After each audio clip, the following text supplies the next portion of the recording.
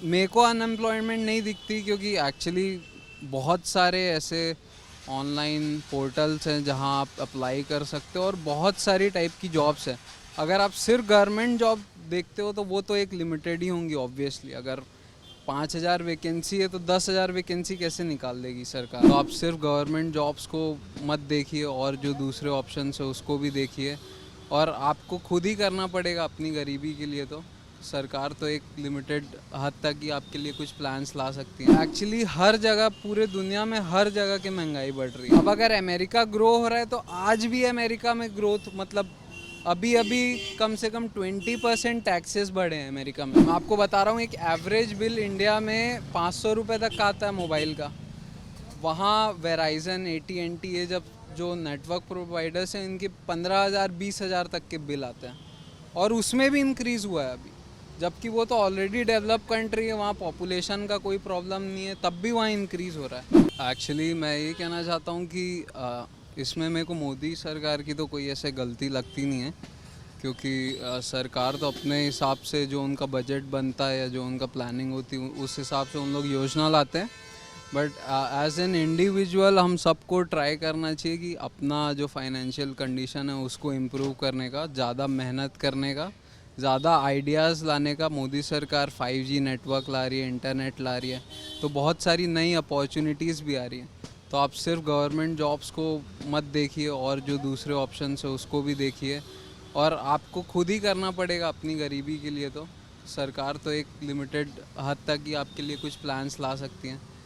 तो यही है कि इंडिविजुअल को खुद स्ट्राइव करना चाहिए बेटर होने के लिए। मेरे को अनएम्प्लॉयमेंट नहीं दिखती क्योंकि एक्चुअली बहुत सारे ऐसे ऑनलाइन पोर्टल्स हैं जहां आप अप्लाई कर सकते हो और बहुत सारी टाइप की जॉब्स हैं। अगर आप सिर्फ गवर्नमेंट जॉब देखते हो तो वो तो एक लिमिटेड ही होंगी ऑब्वियसली। अगर 5,000 वैकेंसी है तो 10,000 वैकेंसी कैसे निकाल देगी सरकार। मतलब मेरे को उसका उतना आइडिया नहीं है, बट जो मैं सोचता हूँ। और मगर आप अगर लिंक्डइन या ऐसे बहुत सारी वेबसाइट्स हैं वहाँ आप अप्लाई करो, एक बार ट्राई तो करो जाके आपको जॉब मिलती है कि नहीं। क्योंकि मैं तो कभी से अनएम्प्लॉयड रहा नहीं और ऐसा भी नहीं है कि मतलब अनएम्प्लॉयड मेरे को लगता है आदमी खुद ही रहता है। बहुत सारी अपॉर्चुनिटीज़ हैं ऑनलाइन और नेट इतना सस्ता है। जैसे आप फॉरेन कंट्रीज़ में देखेंगे तो नेट का बिल बहुत ज़्यादा अराउंड 5 to 6 टाइम्स मोर है USA का नेट का बिल। और जर्मनी ये सब का देखेंगे, इंडिया में बहुत सस्ता है तो अपन उसको यूज़ कर सकते हैं।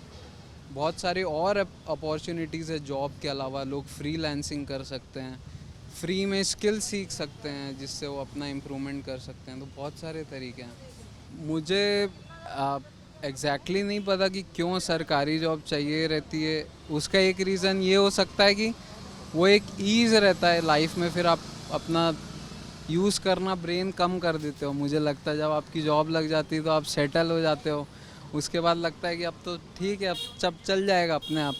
तो ज़्यादातर लोग अगर वैसे ही रहना चाहते होंगे तो उन लोग जॉब के लिए जाते हैं। वैसे तो और अपॉर्चुनिटीज़ तो हैं ही।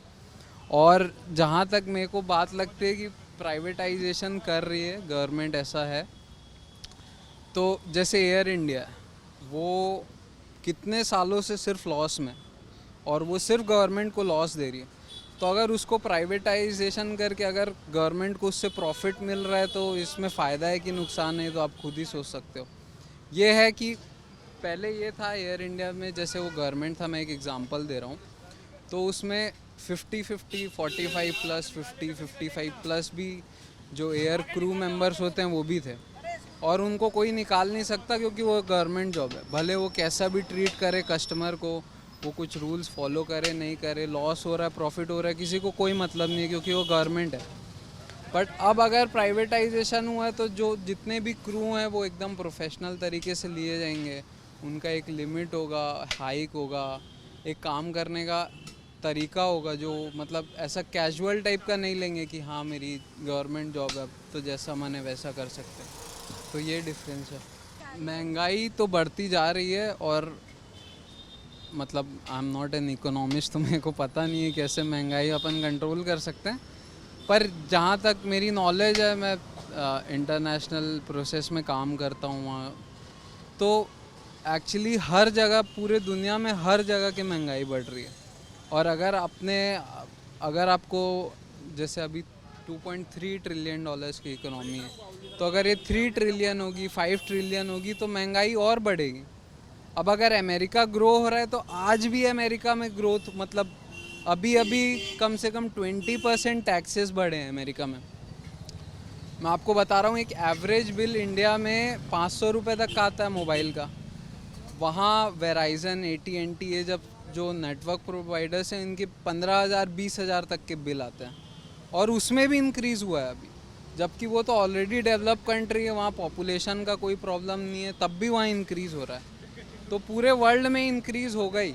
आपको खुद ही वे फाइंड करना पड़ेगा ताकि आप अपना फाइनेंस ठीक कर सको। गवर्नमेंट कुछ कर ही नहीं सकती।